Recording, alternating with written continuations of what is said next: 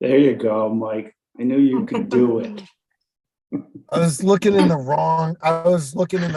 my screen, my view corner, as opposed to the the cue. Oh, there's Greg. Yeah, now I feel better. You're successfully blurred. Congratulations. There it is. You can still tell I'm in a car, but it's less offensive. Yeah. Right. You don't see you can see all the people walking in the background. Yeah. It's pretty. Like, where are you?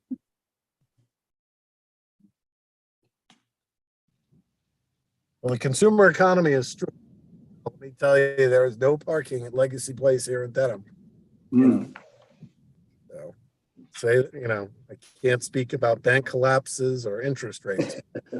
The American consumer is out. Never slowing. Clueless. They're out. Yeah. Yep. They raised the interest rate today. Then. Yeah, they did another half. They did that. Quarter point. Quarter. Oh, it was a quarter? I thought it was a half. Quarter point. They did a quarter. Point. Hey, Dave, I got to sign off at 8. Okay. So you know, we're not really voting on anything big today, but just like No, I would say, the meeting minutes, the policies and procedures, like those are kind of the things we want to make. I would say I would like to get through while you're available. How are we doing, Laura? Are we ready? Yep, we're good to go. Okay. All right. I am calling to order the Southborough Zoning Board of Appeals for March 22nd, 2023. Pursuant to Chapter 20 of the Acts of 2021, an act relative to extending certain COVID-19 measures adopted during the state of emergency, signed into law on June 16th, 2021. This meeting will be conducted via remote participation. No in-person attendance by members of the public will be permitted. Okay, so items on our agenda. The very first item is proposed policies and procedures. Laura, did you have something you wanted to add before we look at this regarding that? I'm just, since it's technically a public hearing, do you want me to read the public hearing notice? Yes, please do. Okay. The Board of Appeals of the Town of Southborough will hold a public hearing via virtual Zoom meeting Wednesday, March 22nd, 2023 at 7 p.m. with regard to proposed policies and procedures per the Southborough Town Code Section 43-2. It's a short one. Yeah. Okay, great. Thank you.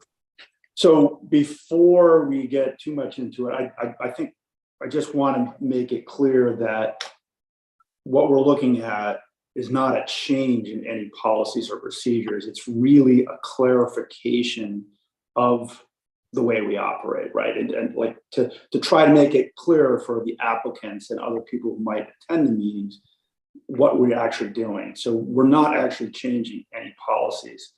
And this is really the work that you've done, Laura, to be clear.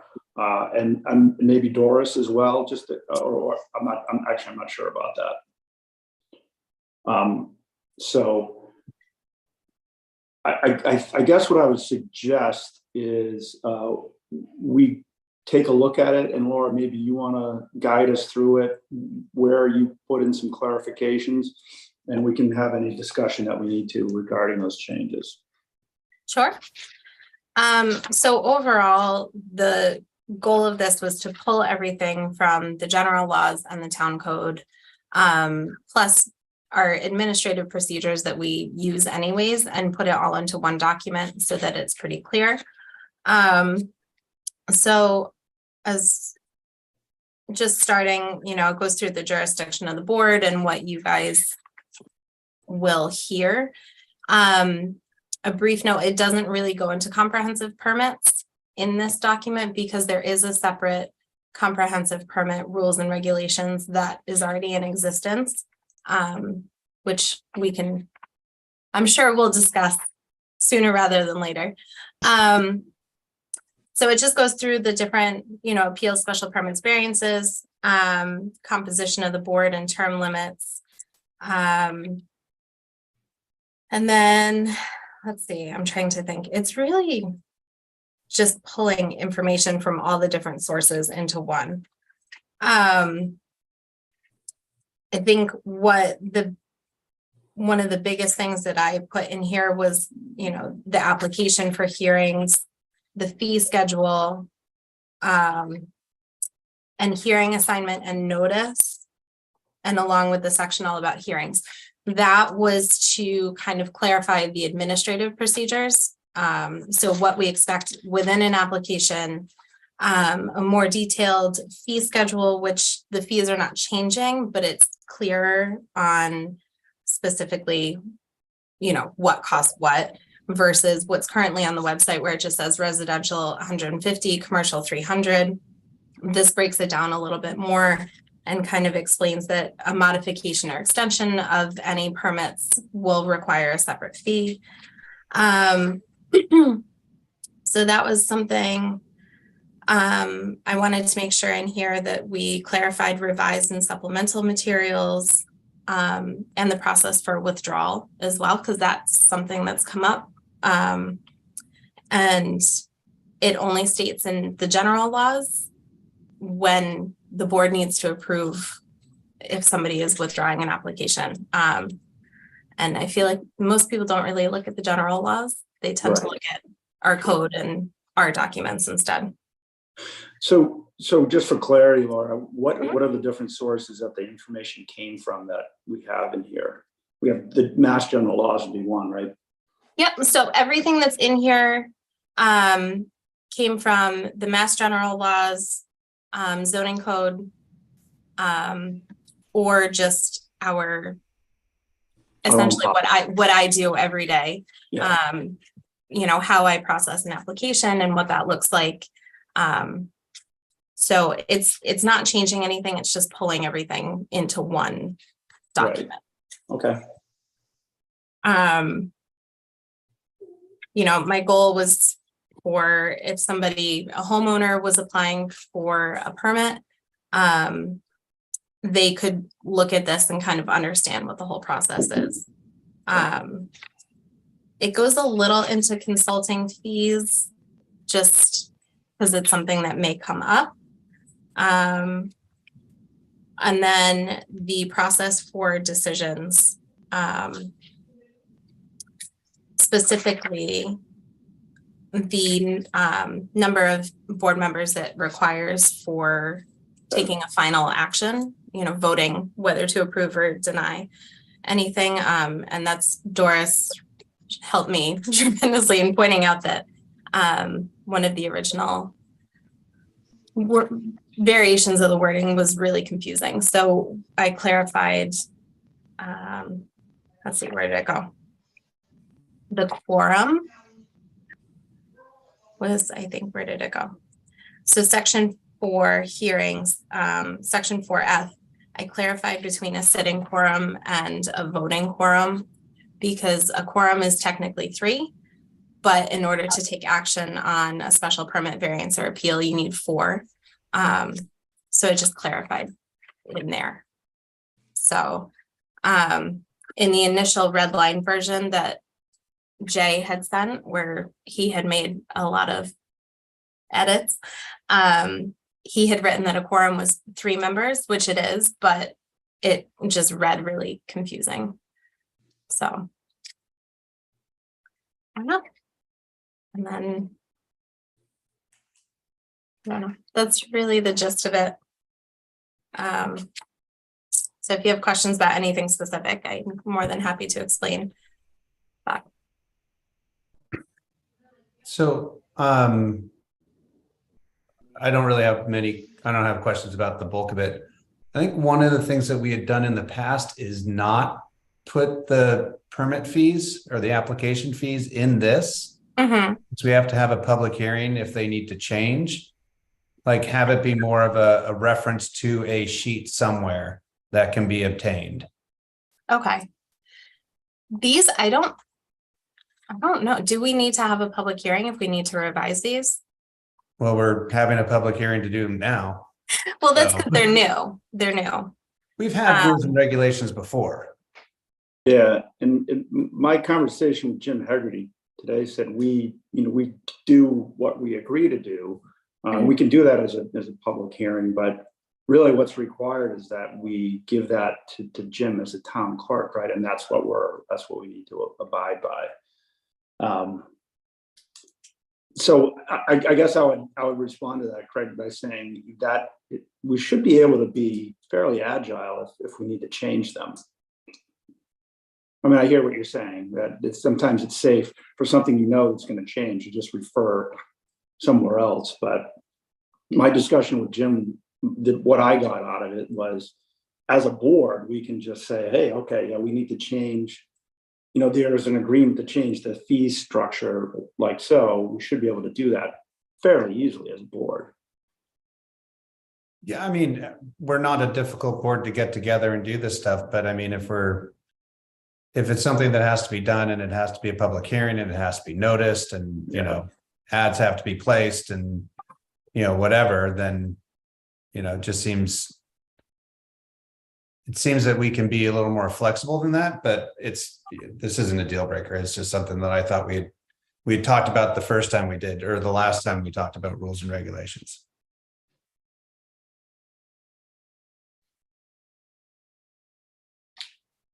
Did anybody else have some concerns or questions regarding what Laura provided for, again, you know, my understanding of it is a clarification of what we're doing, not a change, but just a clarification. Correct. And it, Dave, I have a question. Sure. So, Laura, did you mention that there's something in there? We have term limits. yes. What is that? Just that you guys as board members are appointed for 5-year terms, and that they're supposed to be staggered so that one member's term expires every year. It's not like you can only serve for 20 years, or it's just that you have a 5-year term limit before. You have a 5-year term, not a limit. Yeah, not a limit. Yeah. Gotcha. You just keep getting renominated, Paul. Yeah, It was just some wishful thinking. Never mind. I wish there was a I was term. looking for a technicality here. That's it, man. Yeah, you get no way out there, Paul. Yeah, says the president for life. Okay. So, and just something to clarify too, because I know there were questions about it. This does not go into the town code. I spoke with both Jay and Jim Hegarty, and if it's strictly procedural, then it doesn't need to be in the town code. If it's more regulatory, then it should, and it would go in that section 249. But if it's strictly procedural, it just needs to be posted prominently on the website. So the intent is not to put this into the code. It's just more for the website, I guess. Right. And Jim shared with me that there had been some history where the rules and regs had changed, but it wasn't filed properly by the clerk. So, I mean, a lot of this is really kind of a bit of housekeeping, right? To be very clear about it, make sure the public has access to the way we operate, and it is the way we operate. But you know, again, no changes in the way we're doing anything. So, I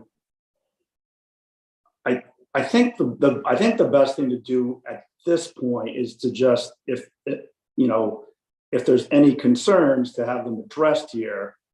If not, to just agree to the edits that Laura has here, strictly just on the material that we have here, and we can kind of table any discussion on the town code to a later hearing. But I don't know if anybody else has concerns about what's being presented here or what was provided. Nope. Okay. No, I don't have any Thank you, further Laura. concerns. Thank you, Laura, on separating the quorum from the voting quorum. Yeah, it was a good point. Yeah, thanks for doing that. So as a public hearing, Laura, do we have anybody attending that wants to comment on what we've got presented here or what we've discussed? There are two people attending. One is Melissa for later. But nobody has their hand up. Okay. All right. Yeah, I mean, I can't imagine drawing a lot of discussion here. It's again, it's housekeeping sort of stuff. So if there aren't any concerns with it, then I think we should probably consider a motion to accept the edits that you've made as written. So moved. Yep, I second that. All right. We have a motion to accept the policies and procedures as edited. With a second, all in favor, respond with aye. All those against with nay. Doris? Aye. Jamie? Aye. Mike? Aye. Craig? Aye. Paul? Aye. And Williams is aye. Great, thank you very much.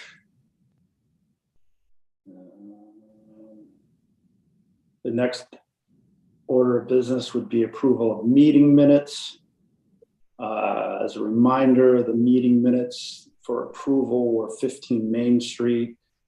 The house was demolished and it was for a 3-family. And that hearing was Wednesday, February 15th. I'll just start by saying I did not see any concerns. I think Laura did a pretty good job capturing a lot of detail in here. But I open that up to the board for any concerns with the minutes as written. I'm good with it. Same. Okay. Mike and Doris, you okay with the I'm minutes? okay with the I minutes. am. Okay. Make a motion to approve the minutes as drafted. I'll second that. Okay, motion to approve the minutes is drafted with a second. All in favor, respond with aye. All against with nay. Doris? Aye. Jamie? Well, you were. Aye. Sorry, I was on That's mute. okay. Mike? Mike? Aye. Craig? Aye. Paul? Aye. Williams, aye. Okay. Thank you. That's good. Application instructions and revised application forms.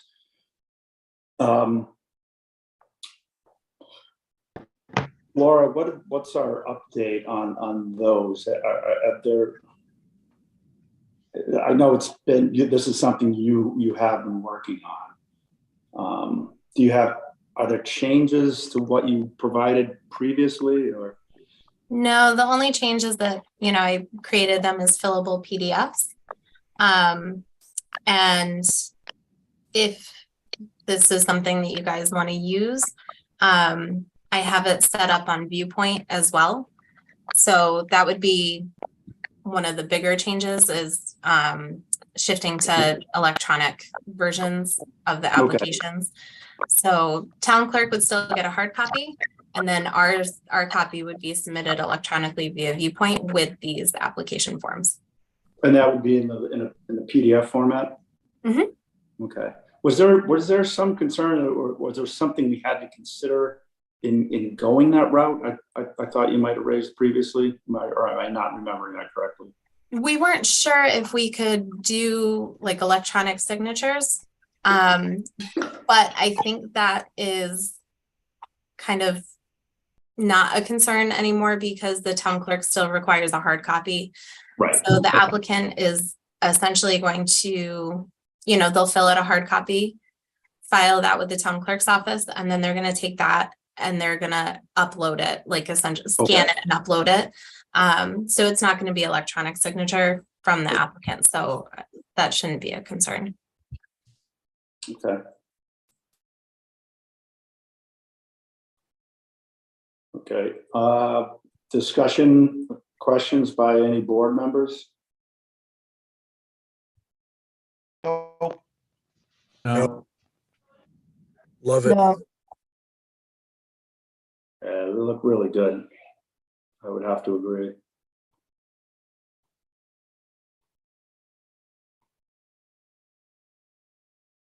Okay.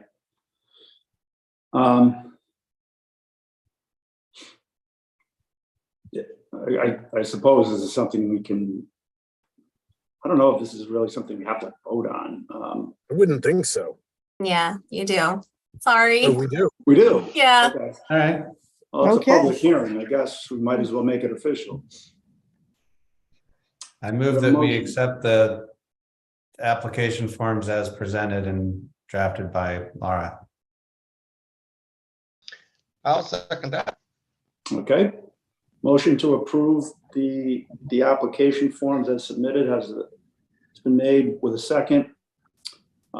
In favor, respond with aye. All against with nay. Doris, aye.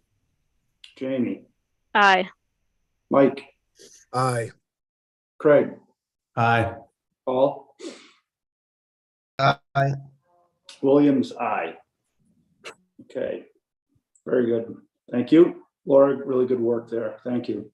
Thank you. Okay, so the next item we should get to, because we do have somebody waiting to speak about it. This item is on the agenda, really just, I think, to me, does the ZBA need to at least have an opinion on this?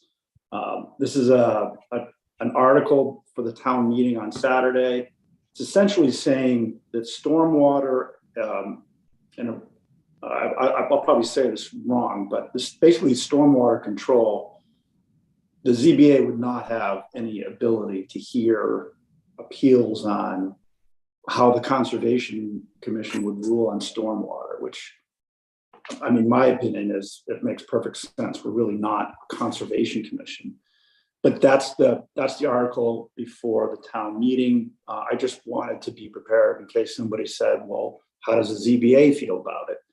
And we did ask Melissa to participate this evening, and she might be able to answer some questions or provide a little bit better background than I have regarding the nature of the article. Yes, I'd be happy to give you guys a quick background, but first, thank you for having me. I apologize for being here so close to town meeting. It's been a little bit crazy making sure all of our articles in line.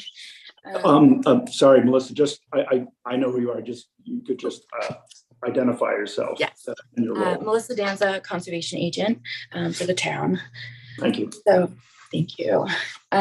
So for these two articles, they're separated into the two because the first article has to be for the removal of the bylaw in its entirety from the zoning code.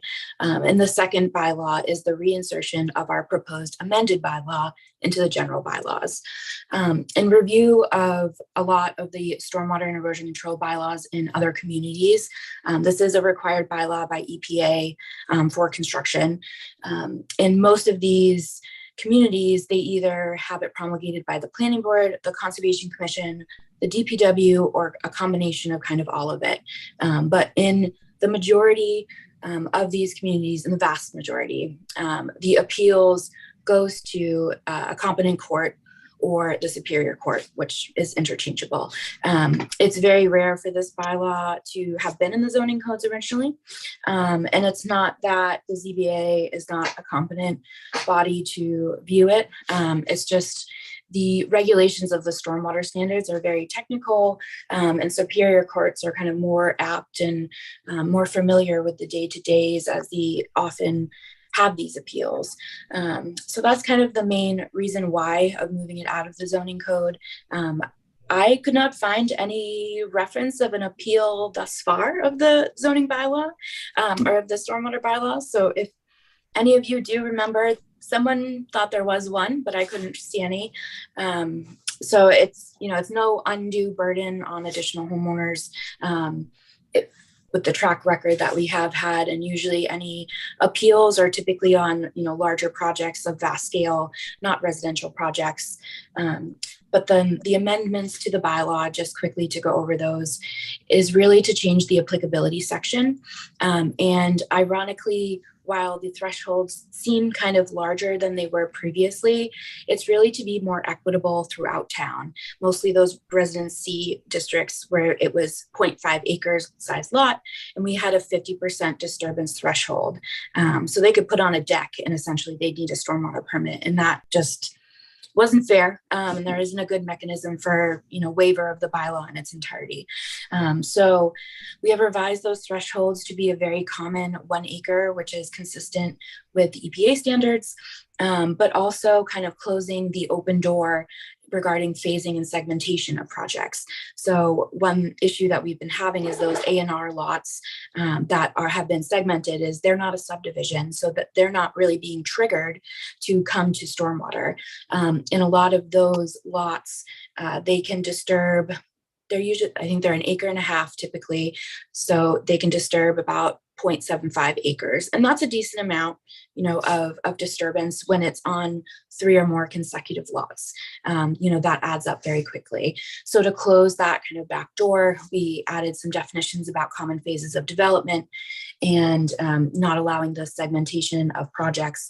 And that even if lots are sold off individually to different people, it is still a common development.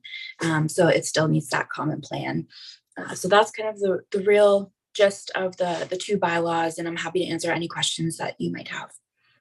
Thank you, Melissa. I'm just going to say, I certainly in my time on the board, we've never had an appeal that in my memory. Paul, I don't know about you. I don't recall my own, so Okay. I don't believe so. Okay. Melissa, could I, the material, maybe the material came to me earlier, but it was a lot to read before the meeting tonight. Yeah. Yeah. There was a section in it about, I actually read it quickly. There was a section in about disturbance of 400 cubic yards. I'm trying to visualize 400 cubic yards. Does that trigger the permit? What I'm trying to drive at is a lot of people move and move their driveways around, and you're saying it's going to avoid residential issues. I can't imagine anybody's driveway, but possibly would be more than 400 cubic yards at 1 acre. So I think, is that in the exceptions, I think she's talking about. It's in there. So Yeah. if that's in exceptions, then Yeah. I think it looks like it's under, I'm sorry, exemptions, D, I don't know what D4. It says normal. It was a lot to read. Yeah. right. So that's exempt. Right.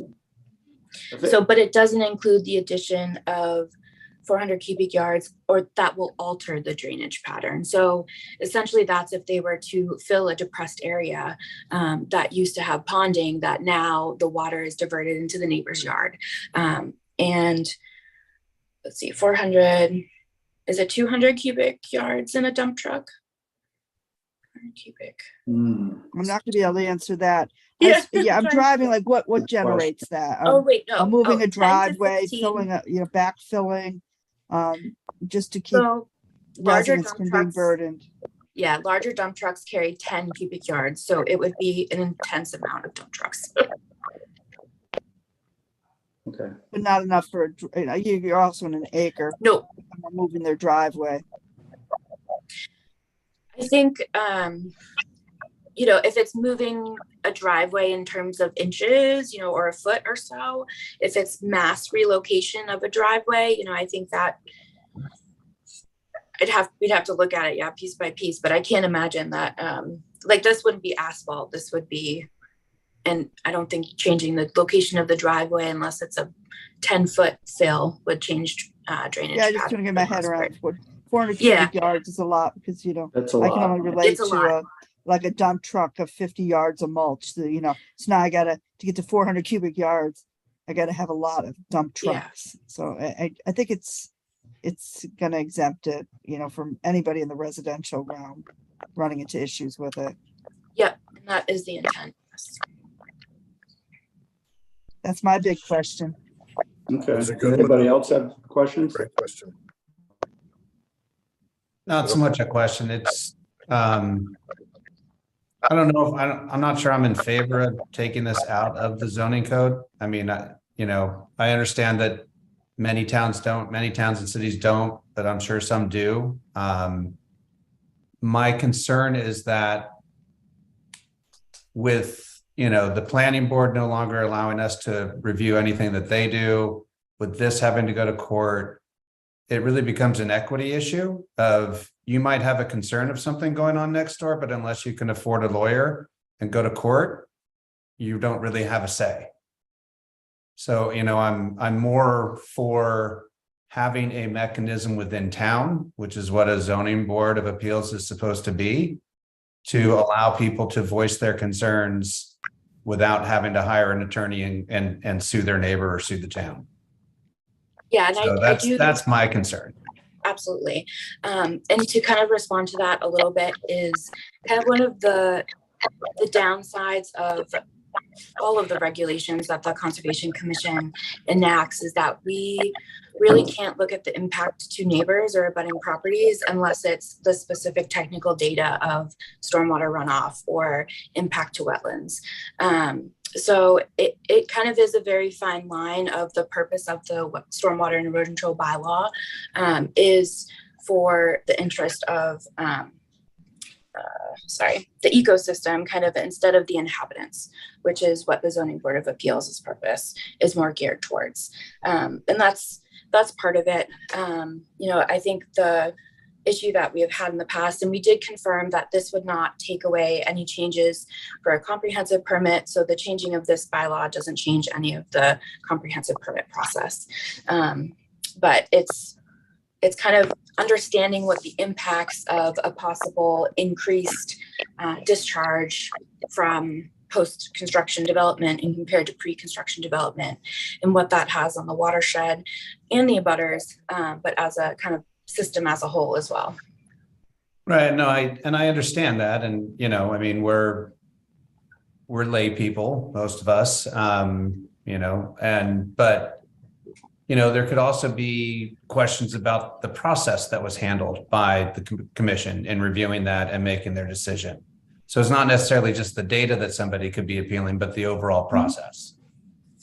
Absolutely. Very and valid. Again, a process there by, our fellow commission members, again, too bad, hire an attorney and take us to court is I think not necessarily an equitable solution for everybody in town. It requires you to have a certain, means test to be able to even participate. Totally understood. Greg, I'm listening intently here. So because this came to me so late, I was trying to get my arms around. So this will come out of our zoning code. And just to be simple, because I want to keep it simple. And where's it going to go? Who does the power go to? It removes itself out of our zoning code? Yeah, it Goes goes to into the general bylaws. code. And then so- go ahead, Melissa. So it goes into the general bylaws and it would now have appeals go to the Superior Court, the Worcester Superior Court. I got it. Yeah. So who would be impacted most, do you think? Who would be impacted? But my concerns were burdening, I'm thinking about residents. My focus when I was reading the document was thinking about residents and would that burden who if they had to go to Superior Court? If you can give me an example, somebody wants to throw an example. If nobody has an example, yeah. It could burden the applicant, which could be a homeowner, could be a developer, could be whoever, building owner. It could impact an abutter. I know Melissa said, they're looking at this strictly from a, impact on the, ecosystem, but some of those impacts on an ecosystem might impact an abutter. And, their voice may not have been heard, or they didn't have a chance to participate, and they may want to question it and have their say. So, Both would have to go to yeah, court. yeah. So there was two residential not too far from where I reside, and quite a kerfuffle over an addition that allegedly moved all the water, and they would have moved all the water onto their yard. That would impact that would you have to go to court, and they probably wouldn't even gotten a permit. They just probably got the zoning code when they put the addition up, but it diverted the water. So, yeah, I'd have to know the specific situation, but if it triggered a stormwater management bylaw, then they would have gone through the process. If it didn't, then there would be no appeal because they didn't require a stormwater permit. Because typically additions are usually smaller in nature. So if they don't hit that 50% or 1 acre of disturbance, they wouldn't be required to have a stormwater management permit.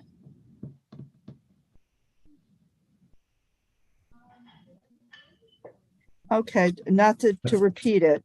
So to avoid the permit, you would be at 1 acre and 50%, it's dated, it's tapped at 50% of disturbance The lot size. So as the bylaw stands right now, and this is one thing that we are changing. So the bylaw right now, one of the major triggers that typically is whether, we hit the threshold of you hit 50% disturbance of your lot size. So if you have a 1 acre lot, you can disturb up to a ½ acre without needing a stormwater management permit.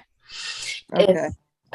Or if you have a larger lot size, then you can disturb up to 1 acre. So it was unfairly catching those residential C districts with those 0.5 acre lots.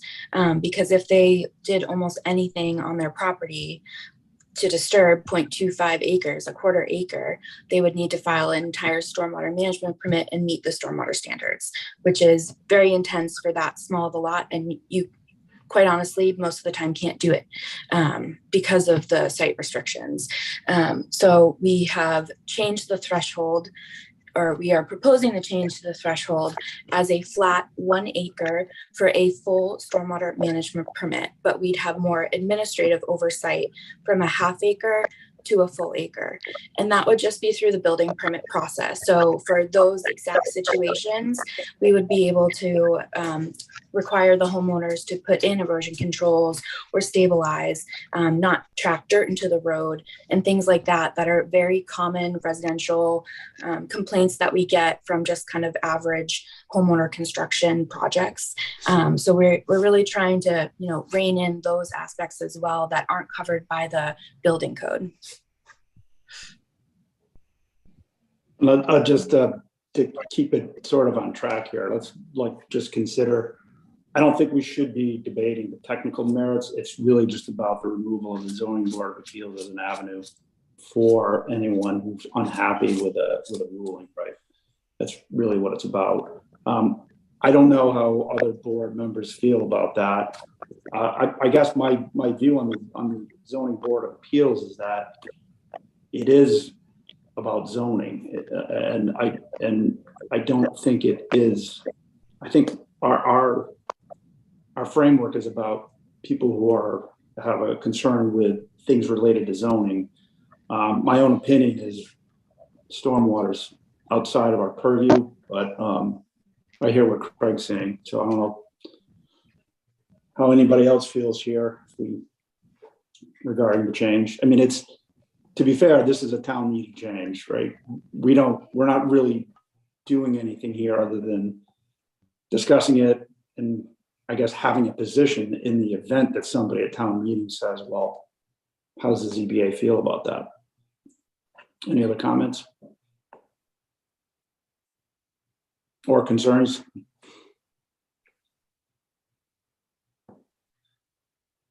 I have no comments this time.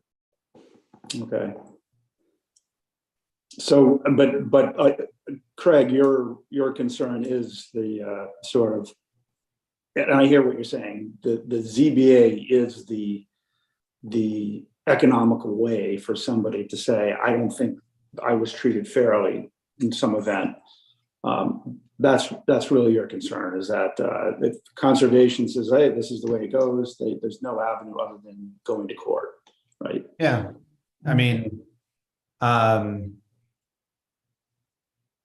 you know, you guys know I'm a developer, you know, and in developing any type of building that I'm doing, regardless of lot size, you know, stormwater is a part of what we have to deal with, you know, and we go through that process of getting it approved with the planning board or the zoning board just all the time. It's part and parcel. So, you know, to say that, you know, to start divvying it up so much of like, this you can appeal, that you can't, you have to go to court here for this, you have to go to court there for that. I think again, I'm not necessarily advocating that we need more to do. I'm just, given the things that have been decided on in terms of we don't get to decide anymore, use variances, whatever, planning board, site plan, we can't review anything that the planning board does anymore. You know, it's forcing everyone in town to go to court. And I think that basically is not equitable on an economy side, you know, on a wealth side. You have to have enough money to go to court if you want to say you weren't treated fairly, and the time to do it. Mm-hmm. So, you know, that's my concern in general. You know, this is one that came up that we're talking about, and I get to voice it here, but I didn't like it on the other ones either. Right. Okay. I totally appreciate those comments. I understand the, I guess, recent changes in the planning board side, and I would like to definitely enforce on behalf of the commission that was not our intent and is not our intent. But we absolutely have understood the concerns about appeals and the cost. And so I think, yeah, I think we totally get that, and I really appreciate you saying that. We're not voting on this matter. We're No, just discussing no. it, right? It's really a discussion. We don't. Yeah, we it's don't just need to simply take a vote. discussion. I'm curious again. If someone were to ask, you know, do I need to be? And that's probably unlikely. I don't know how much discussion there'll be at the town meeting. That's pretty hard to predict. I just didn't want it to be there, and I have nothing to say at all. So I said, you know, at least we can say, look, we talked about it. We have some concerns, and you know, now we've contributed something to the conversation. The town meeting ultimately decides whatever they want to do. It doesn't matter what we say, but that can be part of the argument. Yeah, and just, you know, be clear, as part of that is that we didn't vote on whether we support or not. Correct. Right. We Right. have, I'm listening. We have taken appeals where permits, you know, whether we voted one way or the other, permits that were issued that were, I mean, that they came to us to appeal to pull the permit. So that would make that not an option. So we don't issue the stormwater permit, of course, No. but some, you know, but some No. technically, so in other permit situations, people would ask us actually to appeal or repeal the issued permit. So why would they be in front of the board here? I maybe Melissa can clarify, but I think right now, if they require a stormwater management or some part of it, you know, the applicant can say, well, I don't agree with that, and go to the zoning board of appeals. That's what I think Appeals, too. right? But just to be clear, I think what we're saying here is we don't know how often that has ever happened. Yeah, we're saying that too. Yeah, I agree. So you lose something. So I'm really respecting what Greg has to say on this. So we can, that's. Yeah, I think it's a fair point. Yeah. It's a very fair point. It's a very fair point. Okay. Okay. Any other, anybody else from the board have any opinions on that change for town meeting? Nope. Mike, no. Paul, no. Paul seems frozen. Jamie, what about yourself? Okay. Not really. Again, I don't feel obligated to say we voted and this is, I think I can just bring general concerns if we need to. But again, my thought here was to be thorough and to say, hey, we talked about it and these are our concerns. So if there aren't any more questions, Melissa, thank you very much for your time and answering our questions this evening. Absolutely. Thank you for having me. And again, I apologize we didn't get to you a little bit sooner. This wasn't our plan to get in front of you this late. We always kind of wanted to have this conversation. So thank you again, and we will see you on Saturday. Great, thank you. Thank you. Okay, that closes that item. And just for clarity on the next one, the zoning map amendment, Laura, that the plan is that is actually going to be, what is it? What's the term? Suspended? Postponed indefinitely. Postponed indefinitely. Indefinitely was in there. I just didn't, I was gonna throw the wrong word in with it. Right. Yeah, that's the I think what they discussed at the planning board meeting. So what I took from it is that Mr. Perry does not want to go through with it anymore, but due to town meeting rules, the citizens petition has to go through town meeting. So his intent is not to, he doesn't want to, Yeah. but it has to. Right. Okay. All right. So essentially it's not going to be an issue at the town meeting. It's basically going to be indefinitely postponed. Yeah. Okay. All right. So do we have anything, any items for any hearings for April, Laura? We do. We have an application for an accessory apartment, Okay. but that's the only one. Okay. The other thing about meeting in April, if I remember correctly, are we, after the end of March, are we supposed to meet in person? Yeah, I haven't heard any updates on virtual meetings continuing. So I think it's probably best to plan to be in person. Okay. Things could change between now and March 31st, but probably shouldn't bank on it. Okay. All right. So having said that, I think we've got to be careful about April vacation. So what dates avoid that dreaded April vacation? Either April 12th or, hold please, the week after, 2 weeks after that. 27th.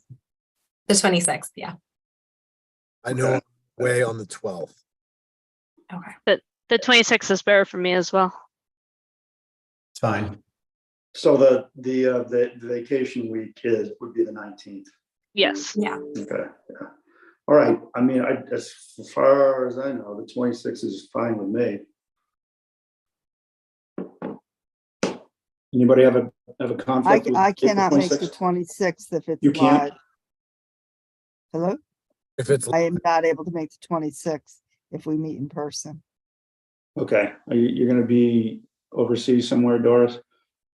Yeah, if it's remote, if they change their minds, I certainly can remote in. I'll get the materials, and if I have thoughts, I'll write everybody. But Yeah. I definitely am not here on the 26th.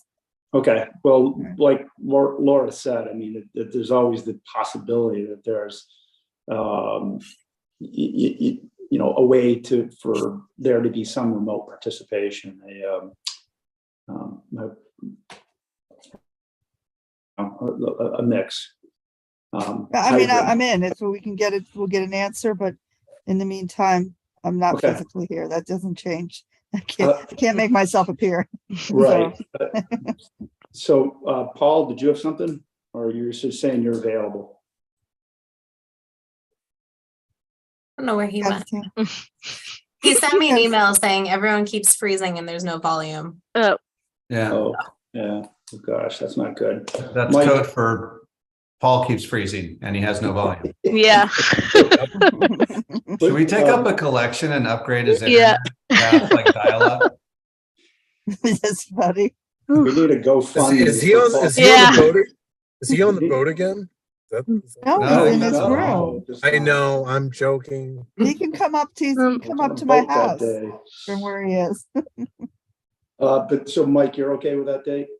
Yeah, should be. Craig Yep. and Jamie, yeah, okay. Yep. All right, assuming Paul's raised hand means Mm. he's okay with it, why don't we plan on that date then, the 26th? On the 26th. Okay.